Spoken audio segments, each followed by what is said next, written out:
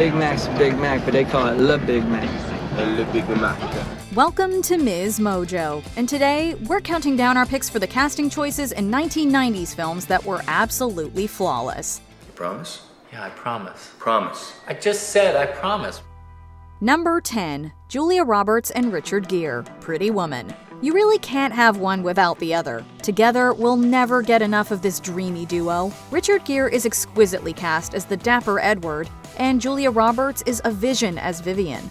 Look, I'd love to be your beck and call girl, but you're a rich, good-looking guy. You could get a million girls free. Their chemistry can be felt through the screen, and we really can't imagine anyone else in these roles. Gere brings a dignified yet vulnerable appeal to his performance. In unfamiliar territory. I want to help you. While Roberts is just as convincing on screen as Vivian is at Edward's snobbish events. My mama used to lock me in the attic when I was bad, which was pretty often. And I would pretend I was a princess trapped in the tower by a wicked queen. Can you believe Disney didn't originally want her in the role? That would have been a big mistake. Huge. Big mistake. Big. Huge. Number 9. Everyone. Pulp Fiction. If you're familiar with this iconic Quentin Tarantino movie, then you know every character is a standout in their own way. This is due in large part to the phenomenal performances of Samuel L. Jackson. Now, whether or not what we experienced was an according to Hoyle miracle is insignificant. But what is significant is I felt the touch of God. God got involved. Uma Thurman. She was the deadliest woman in the world. John Travolta. I seriously doubt that. And Bruce Willis. What is it you want to know? Those are some pretty big names, and thankfully this star-studded cast couldn't have been more suited for their roles. Whether they're ordering a Royale with cheese or ordering a hit on their enemies, each one is darkly funny, suspenseful, and captivating. We've never seen a more intense dance scene or a more iconic briefcase, and we have this outstanding ensemble to thank for it. Wait, what is it? What is it? Number 8. Keanu Reeves, Lawrence Fishburne, Carrie-Anne Moss, and Hugo Weaving. The Matrix. Whether you take the blue pill or the red pill, you're in for a serious trip with this group of characters. Keanu Reeves brings a distinct nuance to Neo, while Lawrence Fishburne's commanding presence as Morpheus is intoxicating from start to finish. Carrie-Anne Moss takes on the role of Trinity, and she's a badass in all ways imaginable.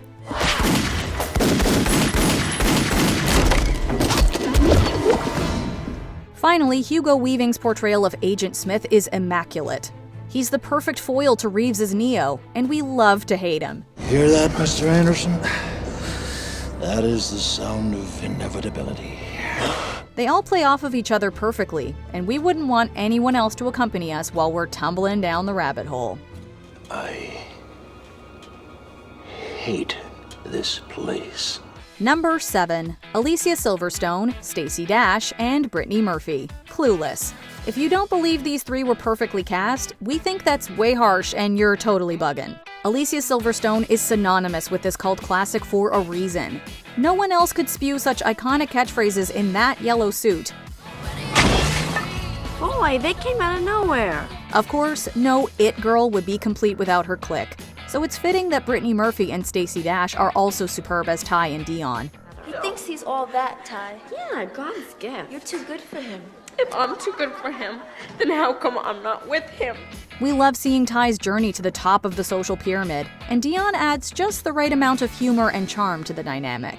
Oh, get over it, okay? He's a miserable little man who wants to make everyone else miserable too. Altogether, these three form an ideal girl gang. We just wish we could hang out with them.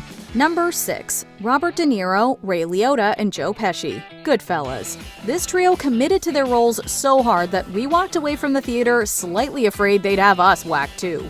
That's when I knew Jimmy was gonna whack Maury. That's how it happens. That's how fast it takes for a guy to get whacked. Joe Pesci shines as Tommy DeVito, and his volatile screen presence leaves us on the edge of our seats. It's no surprise Robert De Niro's performance is a masterclass in acting. We expect nothing less from him. I can't believe this. What are you, stupid or what? Excuse me. What's the matter? Take it off.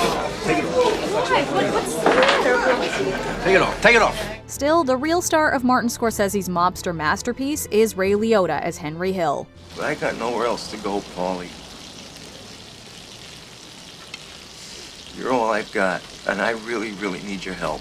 He expertly guides you through Hill's evolution from wannabe gangster to as close to a madman as he could get, all the way to an everyday suburban dad. I'm an average nobody. Get to live the rest of my life like a schnook.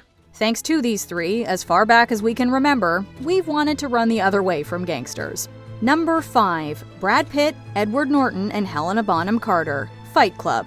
The first rule of Fight Club is that we need to talk about Brad Pitt, Edward Norton, and Helena Bonham Carter in Fight Club.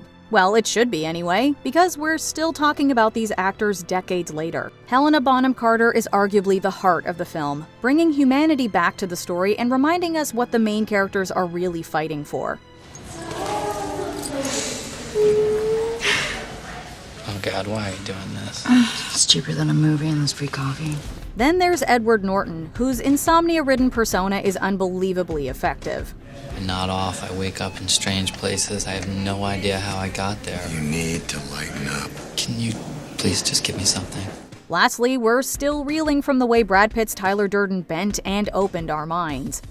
Okay, you are now firing a gun at your imaginary friend near 400 gallons of nitroglycerin! The plot twist only adds to their portrayals in retrospect, with the subtleties of their acting becoming unforgettable.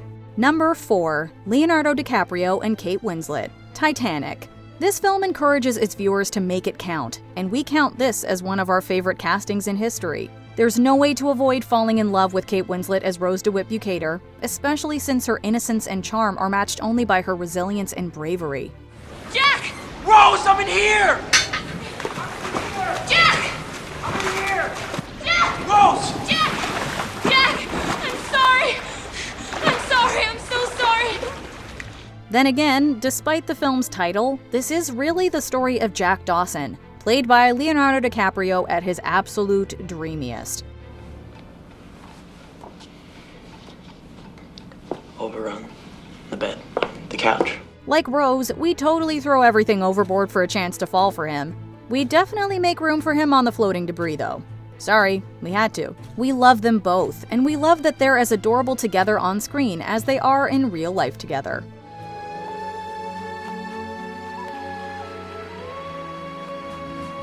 Number 3. Tom Hanks, Robin Wright, and Gary Sinise, Forrest Gump. While Tom Hanks is clearly the standout in this Best Picture winner, he couldn't have done it without a stellar supporting cast. Gary Sinise's Lieutenant Dan is hilariously tortured with one of the craziest story arcs in the film, and he plays every chapter of it with aplomb. You were ever a shrimp boat captain, that I'd be your first mate. Well, here I am. I am a man of my word. Okay. Yeah, but don't you be thinking that I'm gonna be calling you sir. Robin Wright is contestably the driving force of the movie, though. Her kindness, screen presence, and effortless beauty are second to none. Hello, Forrest. Hello, Jenny.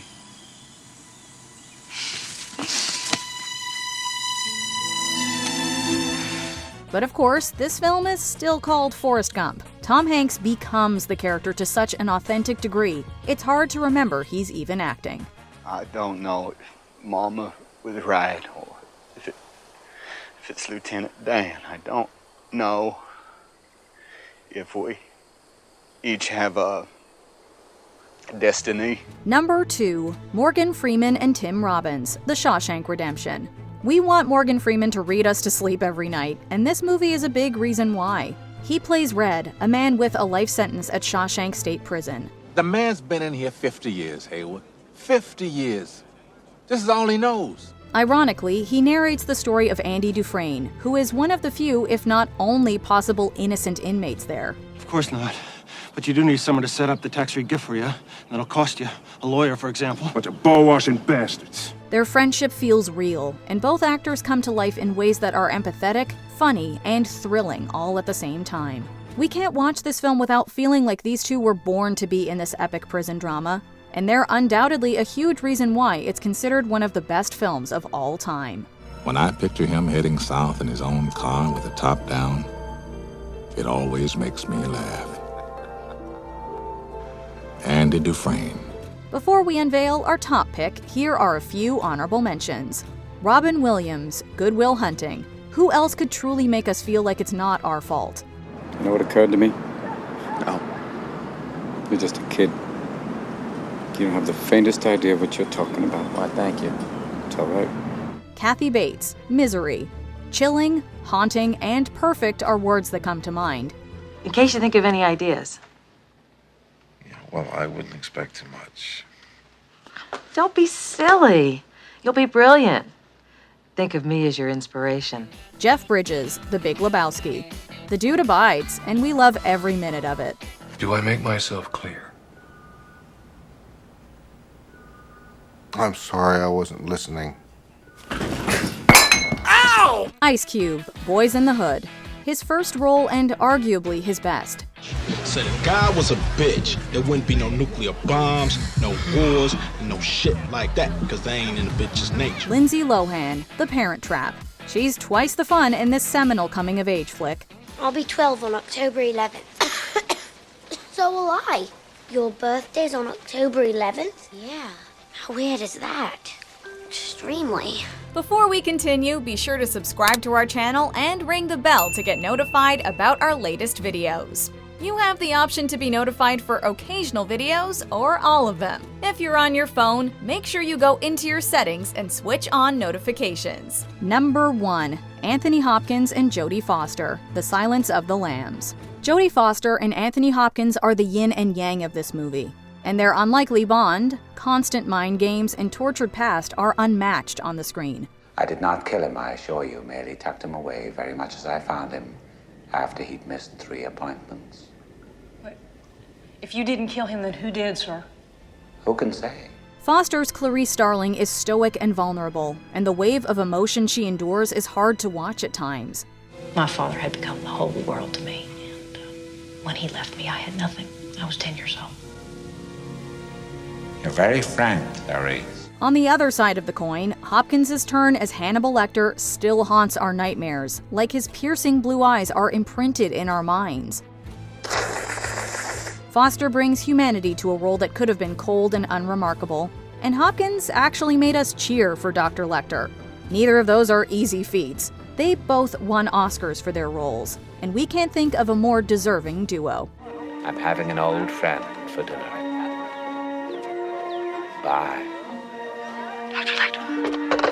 Which role do you think was perfectly cast? Let us know in the comments.